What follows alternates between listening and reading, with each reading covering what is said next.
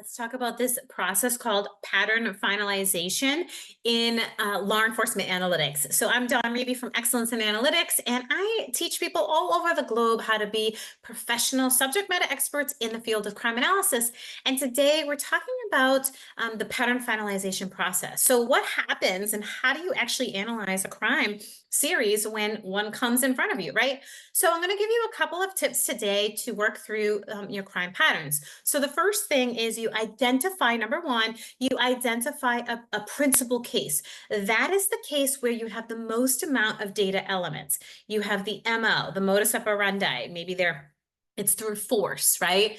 Maybe the crime series involves a burglary, right? And so you're going to have, are they hitting residentials or commercials? So your principal case, the one that you identify as your principal case will have the most amount of data elements in it, minus the suspect. So if you have a video of a suspect, absolutely, that could be a primary case, a principal case. But if you only have a suspect description, right, of somebody who might have seen the suspect, that you wouldn't necessarily have as your principal case, because we know that many times, witnesses are off in their suspect descriptions, right? So you want to have a principal case that has kind of all the root elements of that crime series. So that's the first piece, is identify that principal case.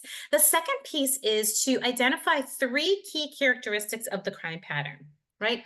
So if the suspect is typically entering through force, if the suspect is typically entering a residential building, maybe in an apartment complex, if the suspect is typically stealing, jewelry and maybe ransacking the bedrooms, those are kind of the key elements of the crime, right? So the key characteristics, you want to have at least three elements of the key characteristics. So first, you identify the principal case.